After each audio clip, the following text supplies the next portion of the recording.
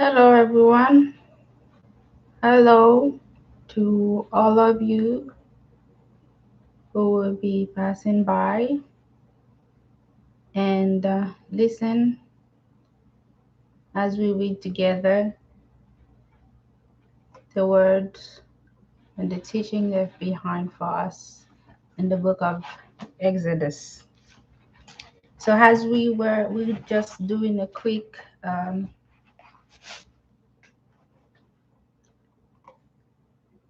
review of what we did the last time.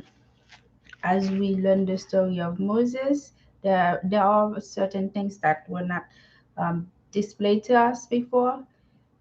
We know that Moses had um, a disability. He had slow speech. Because of that, he was afraid of standing up and speak. Even though God had showed Moses his miracle, his power, truly Moses was still feeling uncomfortable to go and stand and talk. And what happened was God gave him somebody to speak for him. God was angry with Moses because Moses actually go on and questioned. Although God says, "Is it an I who created them so, who created them without being able to see?" He still wasn't comfortable to do so. And yeah, and that's how Aaron became his spokesperson. And we also went through the fact that with the covenant that God had made with Abraham way back, God says within the covenant, every man must be circumcised. And with that, just this was a shock to me that at one point that God was going to kill Moses. Not alone he wasn't comfortable, he did not trust in God when God says, "Hey, go ahead and I'll make you speak." And he still questioned, and he lacked confidence and he was afraid. He didn't do it. And God also know that he did not keep part of his covenant with his forefather Abraham when he says to circumcise every male in that represent that or with me must be circumcised. And Moses did not circumcise his son. And we also know that was in Exodus 4, verse 24. So it says here that God was looking to put him to death. Okay, that they're talking about Moses here. And who saved Moses was his wife, Zipporah. Zipporah remembered the covenant that was passed. She immediately took a flint and circumcised the son and put the skin with the blood on top of the foot of either the angel or Jehovah, because it says that God was looking to it. It specifically says Jehovah met him. All right, Jehovah met him. So God was there in presence and was going to kill him because he did not uh, um, keep the promise. And as she cut the skin and put it on Jehovah's feet, and Jehovah says, "It is because you are the bridegroom of blood to me. That's why letting you live." So they kept, that's how they kept the circumstance. His wife saved his life and the life of his son. And at that point, Jehovah said to Aaron, "Go in the wilderness to meet Moses." Verse 24:7. So he went and met him in the mountain of the true God and greeted him with a kiss. And Jehovah put Moses ahead of Aaron. They tell you in the Bible that God literally said to Moses that you are Aaron's God. So let's keep on reading to see the story and see things that we did not know ourselves. They can only fit so much in a little movie, so we have to read the story ourselves. And Moses told Aaron all the words Jehovah who had sent him and all the sign that he had commanded him to do. After that, Moses and Aaron went and gathered all the elders of the Israelites. Aaron told them all the words that Jehovah had spoken to Moses, and he performed the signs before the eyes of the people. At this, the people believed, and they heard that Jehovah had turned his attention to the Israelites and that he had seen their affliction. They bowed down and prostrated themselves. Afterward, Moses and Aaron went in and said to Pharaoh, "This is what Jehovah, the God of Israel, says. Send my people away so that they may celebrate a festival to me in the wilderness." But Pharaoh said, "Who is Jehovah, that I should obey his voice to send Israel away? I do not know Jehovah at all. And what is more, I will not send Israel away." Remember that in verse 19 that God says he knew that ahead of time that he's not going to do what he's supposed to do, and God was going to make him stubborn. Move away. Listen, you take my phone.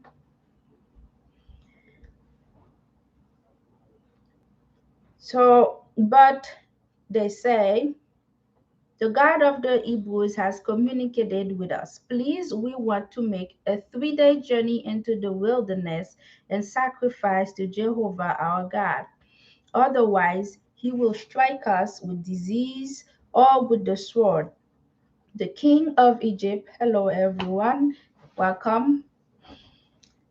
The king of Egypt replied to them, "Why is it, Moses and Aaron, that you are taking the people away from their work? Return to your labor." And Pharaoh continued, "Look at how many people of the land there are, and you would have them rest from their labor?" That same day, Pharaoh commanded the taskmaster and their foremen, "You must no longer give straw to the people to make bricks. Let them go and gather straw for themselves, but you must still impose on them the same quota of bricks as they made in the past. Do not reduce it for them, for they are relaxing.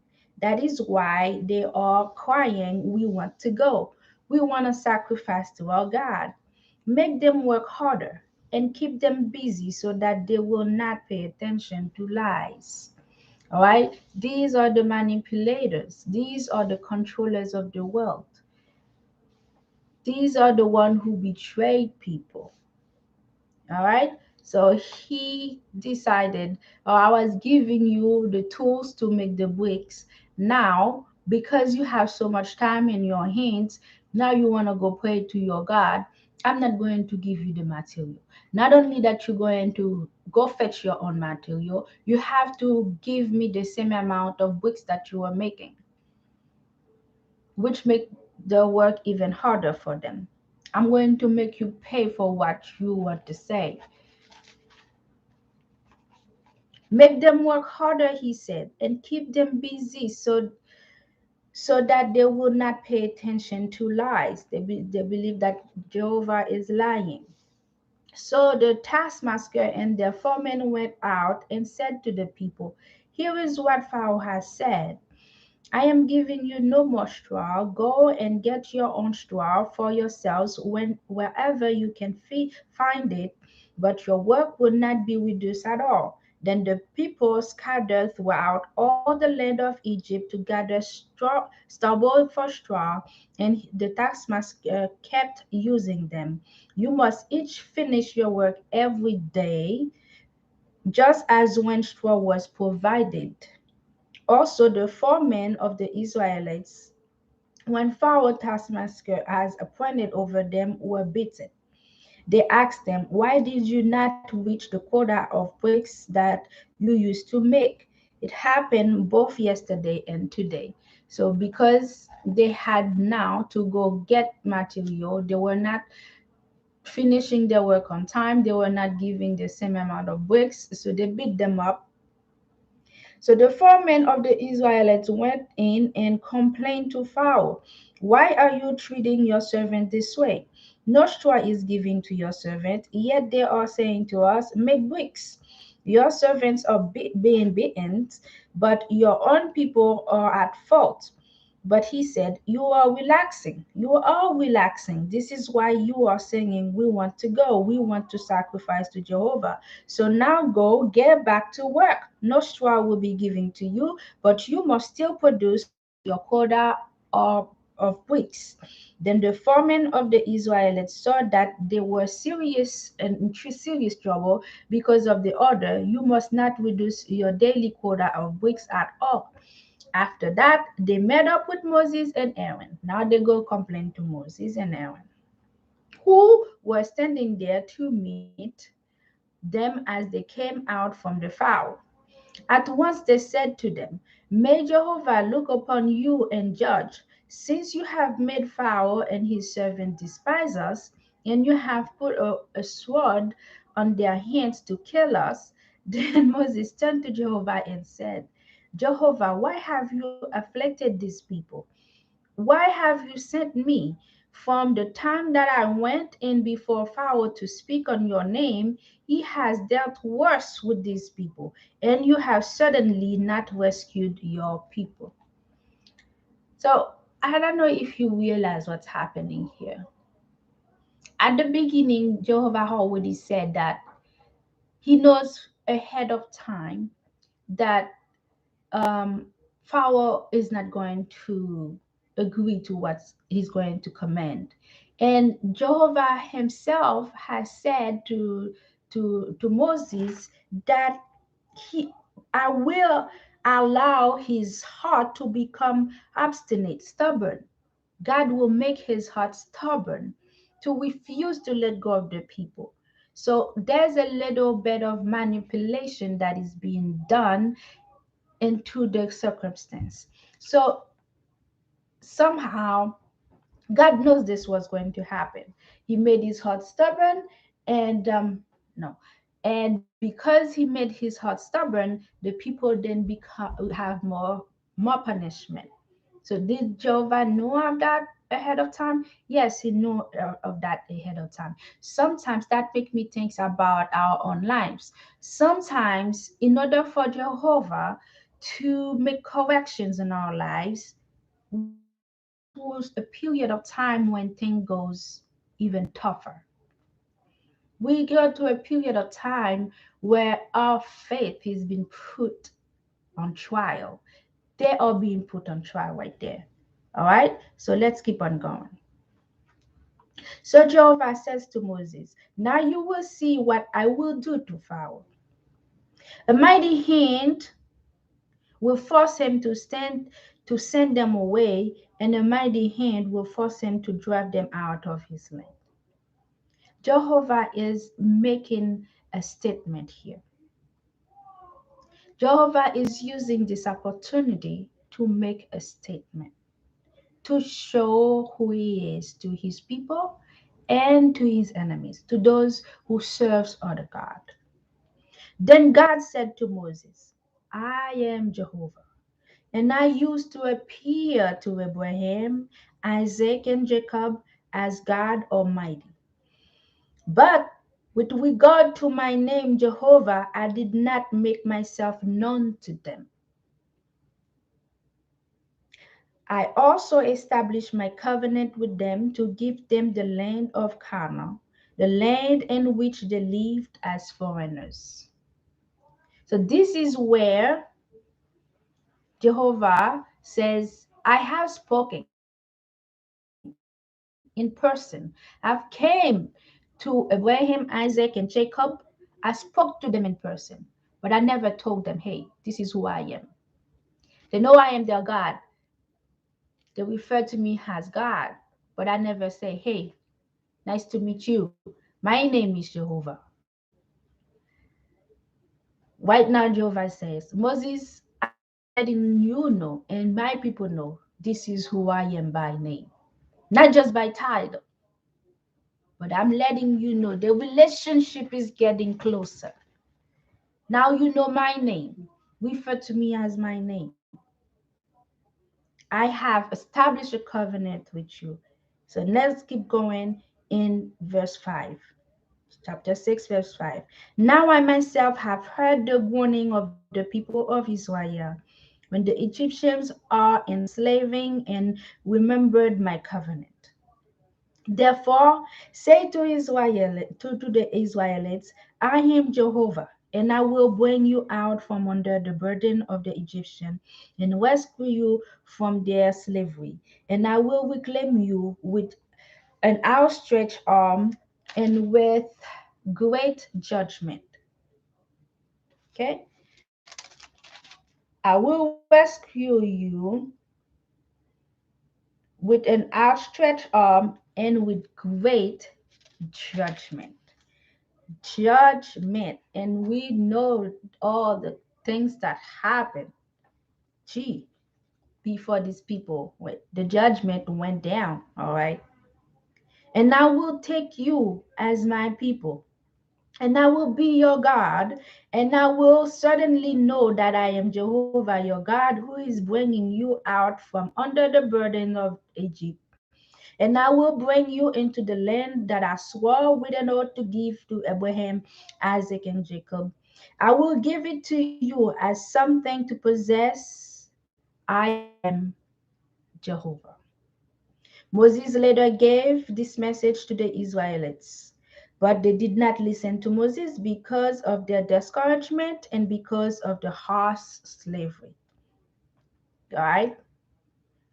Your faith is being put on trial. You are going through a moment that is difficult, a moment that is very hard to you. You get distracted. You forget the power of the Lord. You forget all that He can do for you. You paying more attention to what is going on into your life, to the little distraction, the hardship that is going on. Although the Lord has was giving them correct instruction of what He was going to do, but what was to them at the moment was what they were going through. And they, at the moment of your trial, you're not even listening. You do not remember that God is bigger. God is mighty. God is more powerful and is a way to show you his grandeur. So then Jehovah spoke to Moses, saying, Go in and tell Pharaoh, Egypt's king, that he should send the Israelites away of his land. However, Moses replied to Jehovah, Look, the Israelites have not listened to me. How will Pharaoh ever listen to me as I speak with difficulty? Here we go again. This language, slow speech problem. But Jehovah again told Moses and Aaron what commands to give to the Israelites and to Pharaoh, Egypt's king, in order to bring the Israelites out of the land of Egypt. These are the head of the house of the elder father. The son of Reuben, Israel firstborn, were Enoch, Palul, Ezron, and Kami. These are the family of Reuben. The son of Simeon were Jemuel, Jamin, Ohad, Jeshin, Zohar, Shaul, the son of the Canaanite woman. These are the family of Simeon. These are the name of the sons of the Levi, according to their family descents. Gershon, Kohath, and Merari. The length of the Levi life was 137 years old.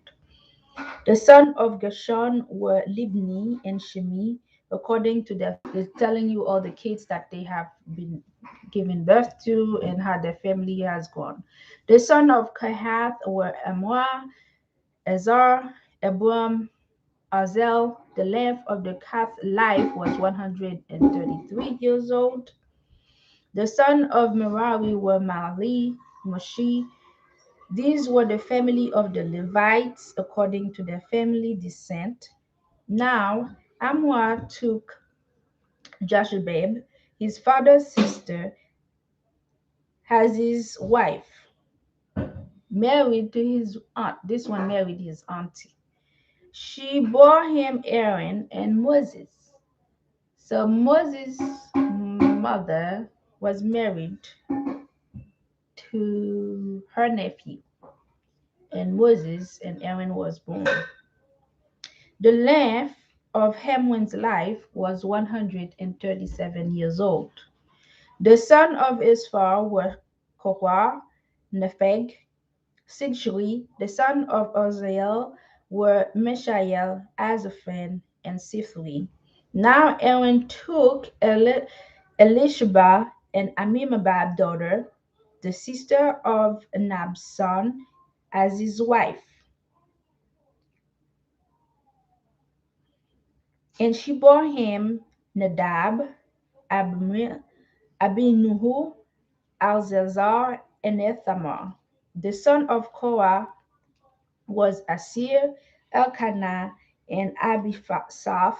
These were the family of the Koraths.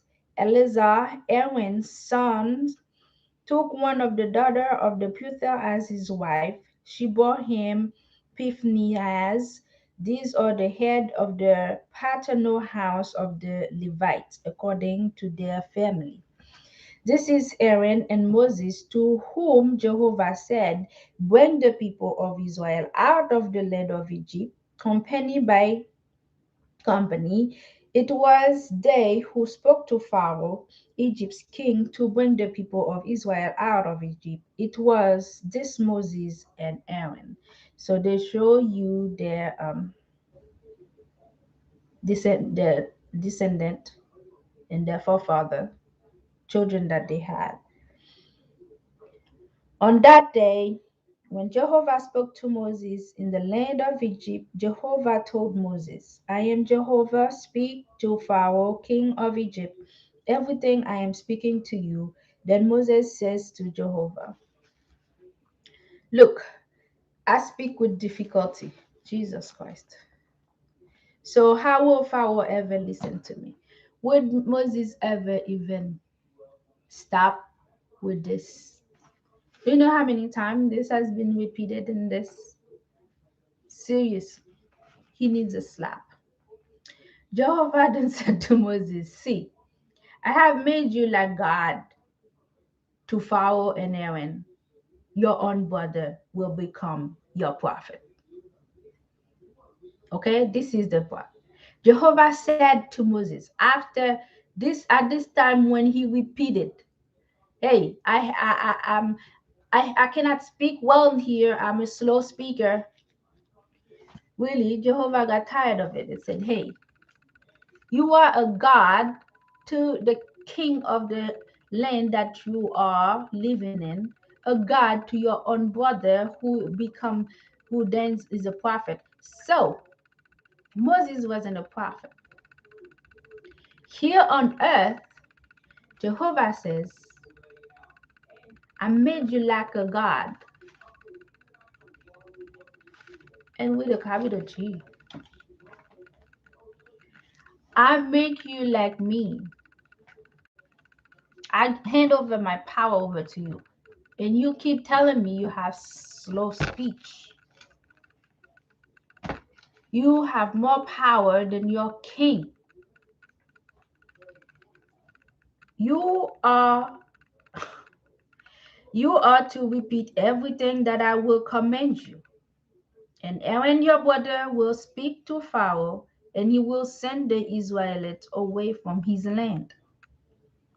As for me, I will allow Pharaoh's heart to become obstinate." He goes the word again, stubborn.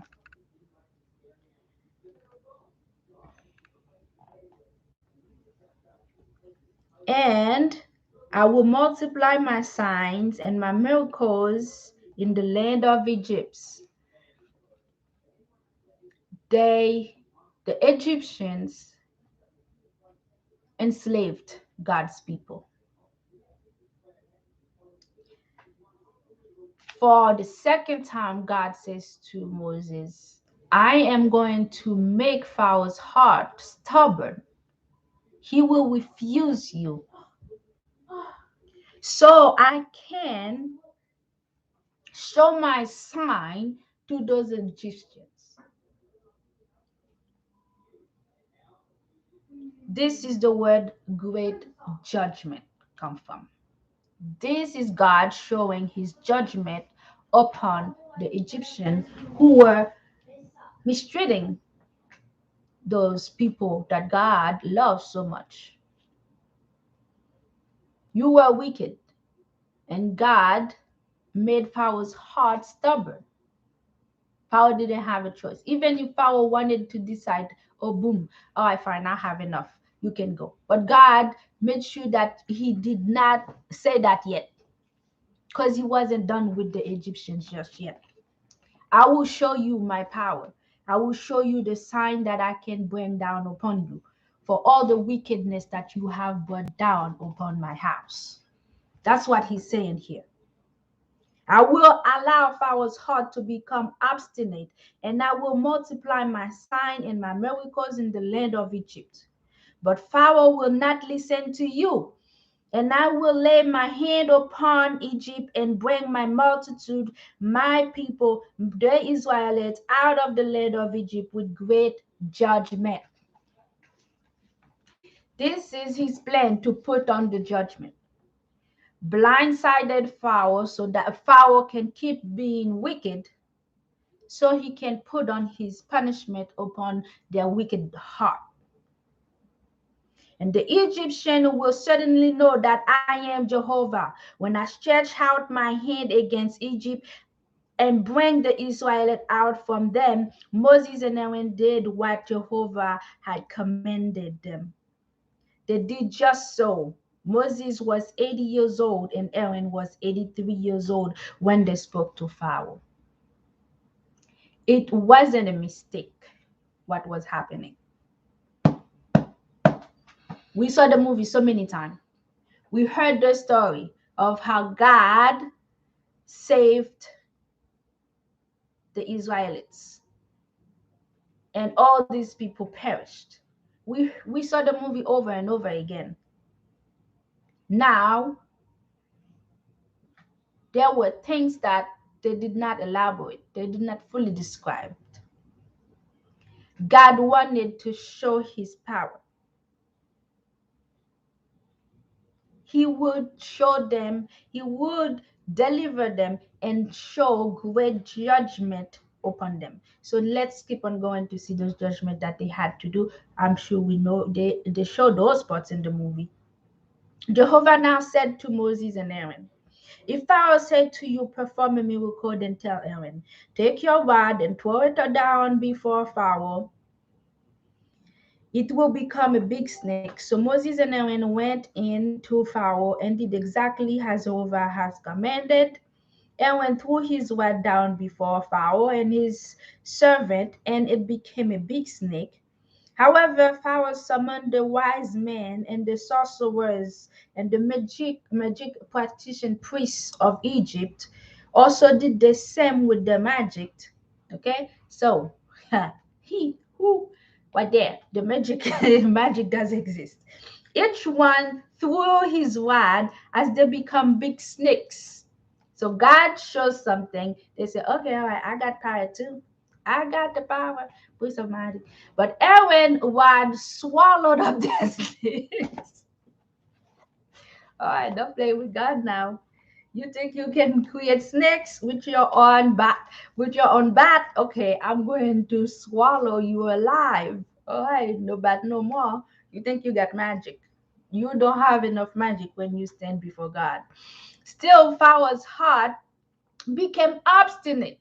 What God says when he realized that um, Aaron's rod will turn into snake, swallowed his magician snake. He could have just, whoa, I'm not playing with that nonsense no more. This snake is vicious. He just swallowed my my snake. So I have to slow back. But God already told them He's not going to allow him. So we're going to keep on showing them what we can do. So he did not listen to them, just as Jehovah had said. Then Jehovah said to Moses, Pharaoh's heart is unresponsive. He has refused to send the people away.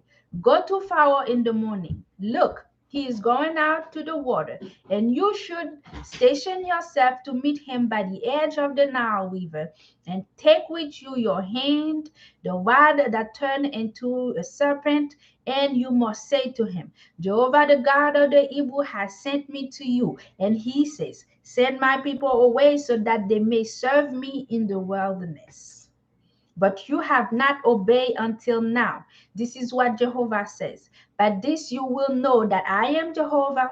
Here I am striking the water that is in the Nile River with the rod that is in my hand, and I will turn it into blood. And the fish that are in the Nile will die, and the Nile will stink, and the Egyptian will find it impossible to drink water from the Nile. Mm. Let's keep going. I don't have to say anything else because I've already spoke too much. Then Jehovah said to Moses, Say to Aaron, Take your rod and spread it out to your land over the water of Egypt, over its rivers, over its canals, over its marshes, and over all his reservoirs, that they may become blood. There will be blood in all the land of Egypt, even in the wooden and stone containers. Immediately Moses and Aaron did just as Jehovah had commanded. He lifted the rod and struck the waters that were at the Nile River before the eyes of Pharaoh and his servant, and all the water that was in the river was turned into blood. And the fish that were in the river died. That were in the river died. And the river began to stink immediately, And the Egyptians were unable to drink water from the Nile. Okay, great judgment is being posed upon the wicked, and there was blood throughout the land of Egypt. Nevertheless, the magic practicant priests of Egypt did the same thing with the secret art. So Pharaoh's heart continued to be obstinate, and he did not listen to them, just as Jehovah had said. So it was dark, dark power versus God power here. They still become stubborn. They are doing things with each other, showing off that they still have power. So all the Egyptians were digging all around the Nile for water to drink because they could not drink any water of the Nile. And 7 full days passed after Jehovah struck the Nile. They could not have any water. There's blood everywhere. Everything died, Then Jehovah said to Moses, Go into Pharaoh and say to him, This is what Jehovah says, Send my people away so that they may serve me. If you keep refusing to send them away, I will plague all your territory with frogs. And the Nile River will swarm with frogs, and they will come up and enter into your house, into your bedroom, in your bed, into the houses of your servants, and on your people, into your servants, and into your kneading through, and you and your people, and on all your servants, the frog will come up. Only the Egyptian people were going through all this nonsense. Jehovah later said to Moses, said to him, and stretch out your hands with your rod over the rivers, the Nile canals, and the marshes, and make the frogs come up from the land of Egypt. Dun, dun, dun. So Aaron stretched out his hands over the water of Egypt, and the frog began to come up and to cover the land of Egypt. However, can you imagine the chaos that's going on when you see all these things taking over your house, every place, even your oven? How do you even cook? You're just going to eat frogs for the rest of this pandemic. However, the magic participant priests did the same thing by their secret art, and they too made the frogs came up over the land. Well, that's, man, really, they curse you with frogs and then you bring more frogs. God knows what he used to. Really, you just bring out more frogs. So you're just showing that you have power. Let's just curse the land with frogs. This is the pandemic of frogs. Pharaoh then called Moses and Aaron and said, plead with Jehovah to remove the frogs from me and my people. Really, because at this point, I think Pharaoh realized this is ridiculous. If you have magic, you have magic. What you choose to do, if God is cursing me with frog, your magic, what you want to do is do the same thing, bring more frog. Can you please ask your God to remove those frog from my people, as I want to send the people away so that they may sacrifice to Jehovah? Then Moses said to Pharaoh, I leave to you the honor of telling me when I should plead to have the frogs removed from you, your servants, your people, and your house. Only in the Nile River will they be left. To this he said, tomorrow. So he said, it will be according to your word, so that you may know that there is no one else like Jehovah our God. God is making a point here, people. The fog will depart from you, your house, your servants, and your people. They will be left only in the Nile River. So Moses and Aaron went out from Pharaoh, and Moses pleaded with Jehovah about the fog that he had brought upon Pharaoh. Then Jehovah did as Moses asked, and the frogs began to die in the house, the courtyard, and the field. They were piling them up in countless heaps, and the land began to stink. Ugh. When Pharaoh saw that there was relief, he hardened his heart.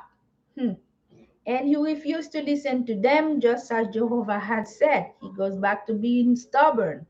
Jehovah now said to Moses, say to Aaron, stretch out your rod and strike the dust of the earth, and it must become gnat and all the land.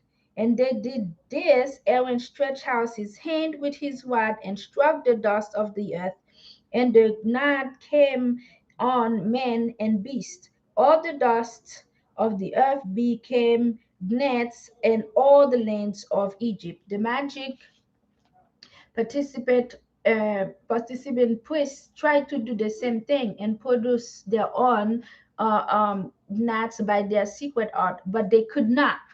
Ooh, ooh, ooh, ooh. Whoa, their magic has limit. You hear that, people? The magic of the black dark side have limits, not God's power. So they tried to produce these things with dust. They could not. I repeat, they could not produce what God has made Moses and Aaron did. The dark magic has its limit, and the gnat came on man and beast. So the magic practicing priest said to Pharaoh, it is the finger of God. Mm. But Pharaoh's heart continued to be obstinate, and he did not listen to them, just as Jehovah had said. Even the voodooists, now that they know they could not produce that kind of magic trick, they could not do the same thing, they proclaim with their mouth that this is the hand of God's doing. Then Jehovah said to Moses, get up early in the morning and station yourself in front of Pharaoh. Look, he is coming out of the water, and you must say to him, this is what Jehovah has said. Send my people away so that they may serve me. But if you do not send my people away, I will send on you your servant and your people into your house. The gadfly and the houses of Egypt will be full of gadflies, and they will even cover the ground they stand on. On that day I will certainly set apart the land of Goshen, where my people are dwelling. No gadflies will exist there, and by this you will know that I, Jehovah, am here in the land. And I will make a distinction between my people and your people. Tomorrow, this sign will take place. Judgment Day. So I will put this curse upon your land. And right there, your next door neighbor will be just fine. I will show you that my people, they're not like yours. Your wickedness, they don't belong there. And Jehovah did so, and heavy swarm of gadfly began to invade the house of Pharaoh and the house of his servant and all the land of Egypt. The land was worn by gadflies. Finally, Pharaoh called Moses and Aaron and said, "Go sacrifice to your God in the land." But Moses says it is not proper to do so because what we would sacrifice to Jehovah our God would be detestable to the Egyptian. If we would make a sacrifice that was detestable to Egyptian right before their eyes, would they not stone us? Pharaoh tried to trick Moses. Hmm. We will make a 3-day journey into the wilderness, and there will sacrifice to Jehovah our God, just as he had says. So Pharaoh tried to tell them, okay, you can go make your sacrifice here, but you're not going anywhere. But according to their own culture, they should not, other people should not do those cadaver practice. They would stone them, kill them with rocks. So Moses caught up with his trick. You're trying to trick us so you can kill us. Pharaoh now said, I will send you away to sacrifice to Jehovah your God in the wilderness. Only you must not go so far away. Plead in my behalf. Then Moses said, now I am going away from you. I will plead with Jehovah, and the gadflies will depart from Pharaoh and his servant and his people tomorrow. But Pharaoh must stop trifling with us by refusing to send the people away to sacrifice to Jehovah. Moses then went on from Pharaoh and pleaded with Jehovah. So Jehovah did according to Moses' word, and the gadflies departed from Pharaoh, his servant, and his people. Not one was left. However, Pharaoh again hardened his heart and did not send the people away. So Jehovah said to Moses, go to Pharaoh and say to him, this is what Jehovah, the God of the Hebrews, has said. Send my people away so that they may serve me. But if you refuse to send them away and you keep holding them, look, Jehovah's hand will come against your livestock in the field, on the horses, the donkeys, the camels, the herds, the flocks. There will be devastating plague. And Jehovah will certainly make a distinction between the livestock of Israel and the livestock of Egypt. Once again, this affliction will be upon only your people, not mine. And nothing that belongs to the Israelites will die. Moreover, Jehovah set an appointment time, saying, tomorrow Jehovah will do this in this land. Very precise. And Jehovah did this on the very next day, and all the sort of livestock of Egypt began to die. But not one of the Israelites' livestock died. Are you God's people? Are you the wicked one? What will be your judgment? When Pharaoh inquired, look, not so much as one Israel's livestock had died. Nevertheless, Pharaoh's heart continued to be unresponsive, and he did not send the people away. Jehovah then said to Moses and Aaron, fill both of your hands with soot from the kiln, and Moses must throw it into the air in front of Pharaoh, and it will become a fine dust on all the land of Egypt, and it will become festering boil on man and beast on all the Egypt. So they took soot from the kiln and stood before Pharaoh, and Moses tossed it into the air, and it became festering boil, breaking out on man and beast. Their own plague. The magic participant priests were unable to stand before Moses because of the boils, for they had developed on the magic practicing priests and all the Egyptians. Now, their magic did not protect them for this one. You have magic. You say you have power. You can do wrong to other people. How exactly was it your magic able to protect you from the great judgment of God? They say they have magic.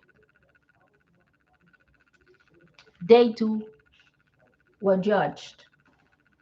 They could not produce that kind of magic. Theirs are also limited.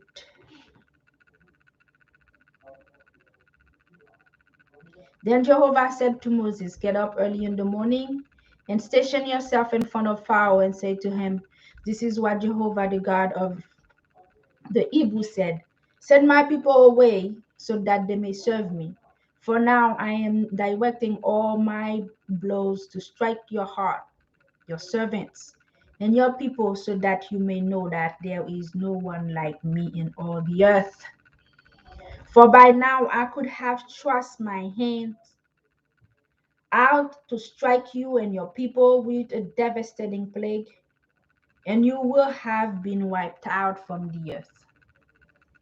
But for this very reason, I have kept you in existence, to show you my power and to have my name declared in all the earth. Are you still behaving arrogantly against my people by not sending them away? Here I will cause a very great hail to rain down tomorrow upon this time, such as has never occurred in Egypt from the day it was founded until now. Therefore, send words to bring all your livestock and all that is yours in the field under shelter. Every man and beast caught in the field and not brought into the house will die when the hail come down on them. Anyone among Pharaoh's servants who feared Jehovah's word quickly brought his own servant and his livestock into the house. But whoever did not take Jehovah's word to heart left his servant and his livestock in the field. Jehovah now said to Moses, stretch out your hands toward the heavens, so that hail may come down on all the land of Egypt, on man and beast and all the vegetation of the field in the land of Egypt. So Moses stretched out his rod toward the heavens, and Jehovah sent down thunder and hail and fire fell to the earth, and Jehovah kept making it rain down hail in the land of Egypt. There was hail, and there was fire flashing in the midst of the hail. It was very heavy. There had never been anything like it in the land since Egypt had become a nation. The hail struck everything in the field throughout the land of Egypt, from man to beast. It struck down all the vegetation and shattered all the trees on the field. Only the land of Goshen, where the Israelites were, there was no hail. So Pharaoh sent for Moses and Aaron and said to them, I have sinned this time. Jehovah is righteous, and I, my people, are in the wrong. Plead with Jehovah that there may be an end to God's thunder and hail. Then I will be willing to send you away, and you will not stay any longer. So Moses said to him, as soon as I go out to the city, I will spread out my hand before Jehovah. The thunder will stop, and the hail will not continue any longer. So that belongs to Jehovah. Amen. But as for you and your servant, I know already that even then you will not fear Jehovah's God. Amen. Did God show his power? People, I don't have to go back to this because we already say it. Let's keep on going. Now the flax and the barley had been struck down, because the barley was in the ear and the flax had flower buds, but the wheat and the spelt had not been struck down, because there were latter crops. Moses now went out on the city from Pharaoh and spread out his hands before Jehovah, and the thunder and the hail stopped, and the wind quit pouring down on the earth. When Pharaoh saw that the wind and the hail and the thunder had stopped, he sinned again and hardened his heart. He has well as his servant. And Pharaoh's heart continued to obstinate, and he did not send the Israelites away, just as Jehovah had stated through Moses. Then Jehovah said to Moses, "Go into Pharaoh, for I have allowed his heart and the heart of his servant to become unresponsive, so that I may display these signs of mine right before him. And in order that you may declare to your son and your grandson how severely I have dealt with Egypt, and what sign I have performed among them. And you will certainly know that I am Jehovah." God was leaving behind a lesson to us all. Then Jehovah, I repeat, Exodus 10. Then Jehovah said to Moses, "Go into Pharaoh, for I have allowed his heart and his heart, the of his servant, to become unresponsive, so that I may display these signs of mine right before him. And in order that you may declare to your son and your grandson how severely I have dealt with Egypt, and what sign I have performed among them. And you will certainly know that I am Jehovah." This was for us. So Moses and Aaron went to Pharaoh and said to him, "This is what Jehovah, the God of the Hebrews, has said. How long will you refuse to submit to me? Send my people away so that they may serve me. For if you keep refusing to send my people away, here I am bringing locusts within your boundaries tomorrow, and they will cover the surface of the earth. And it will not be possible to see the ground. They will eat up what escaped the hail and was left for you. And they will eat all your trees that are growing in the field.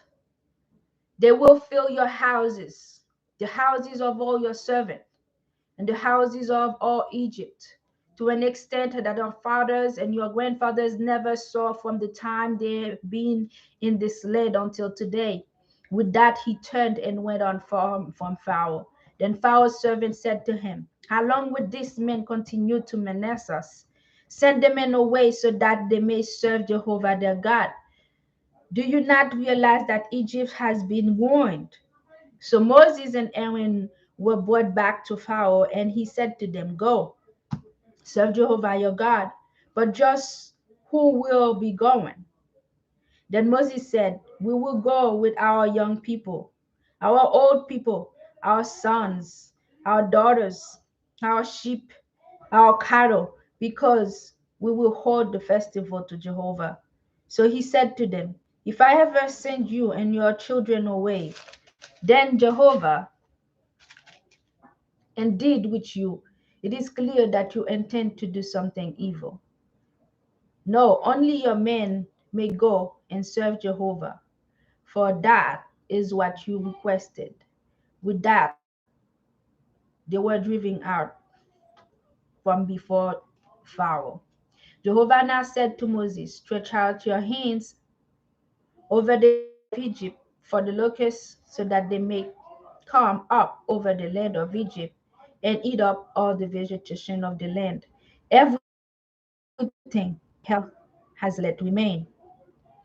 At once Moses stretched out his rod over the land of Egypt, and Jehovah caused an east wind.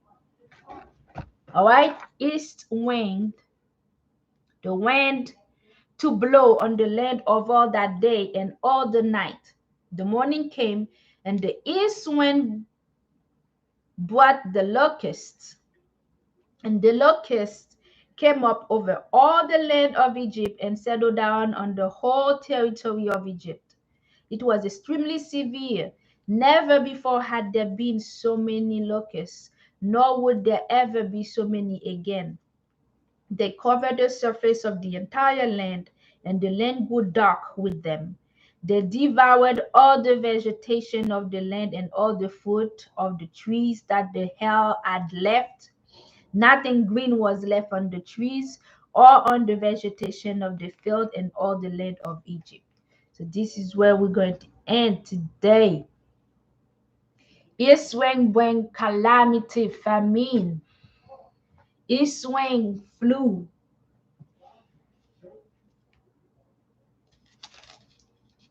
The story of Moses wasn't just a beautiful poem that shows magic and God's power. God was waiting for our future, was putting down evidence of his power for his grandchildren, his grandchildren. That's what God says. This I allowed to happen. I made his heart harden. I made his people's heart harden so that I can show my power. In order to declare myself that I am God, that I am the one who owns this earth, to you, to your sons and your grandsons. God showed his great judgment. All these signs, these things were purposefully left behind for us, for our generation and the ones that are to come. You see why it is so important to pick up your own Bible and to read, to learn for yourself. God wanted to show us who he was, that no magician, no sorcerer, no demon, no evil can possess the power that he has. They will do some trick, but they cannot perform it all. They have a limit. And my power can swallow them up. Their power cannot do anything to me. All this happened to the wicked of Egypt so that this lesson may be left for us. This wasn't just a little story. This wasn't just a story of Moses opened the Red Sea and the people goes. This was a mark that God was leaving behind for us. Are we listening? Are we paying attention? All this was done. Pharaoh could have given up already. He could have given up already. Now the land is dry, no food, nothing. And God is going to continue. We're going to continue with over this next week, and we will see.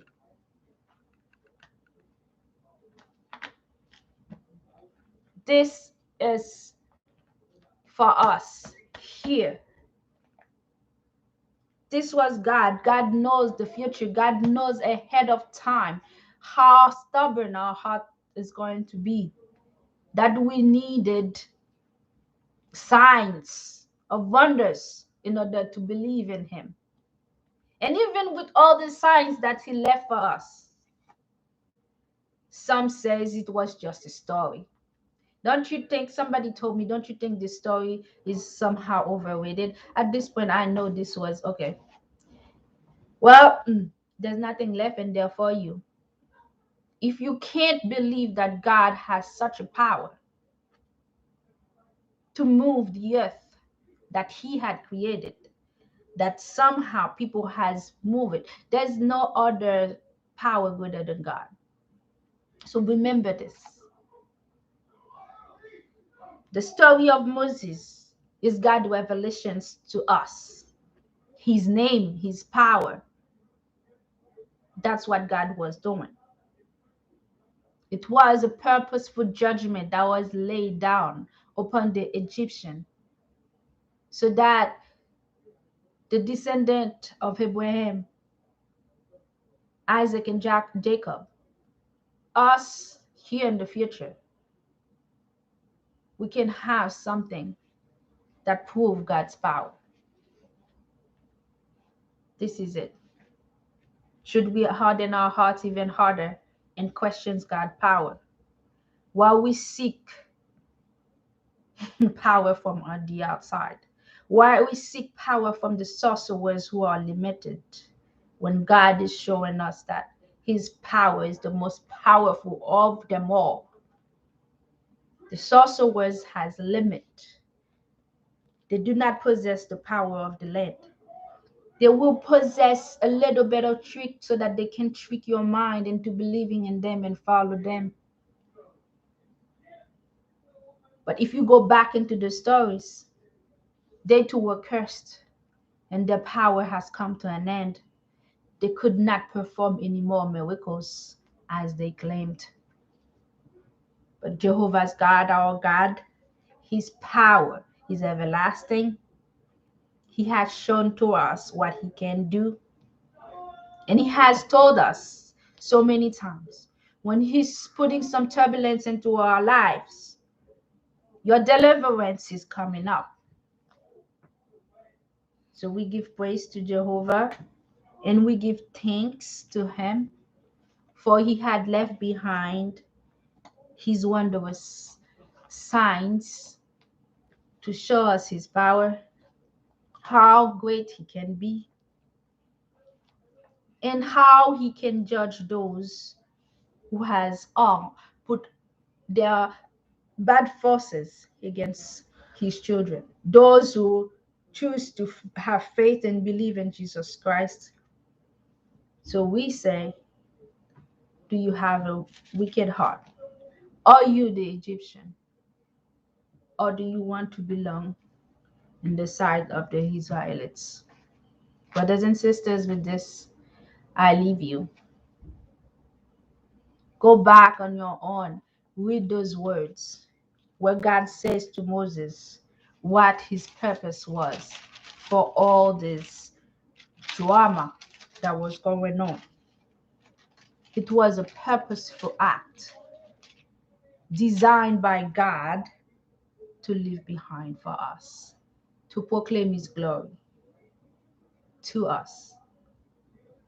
Have a wonderful weekend and a good week. I'll see you next time. God bless you all. Thank you for passing by.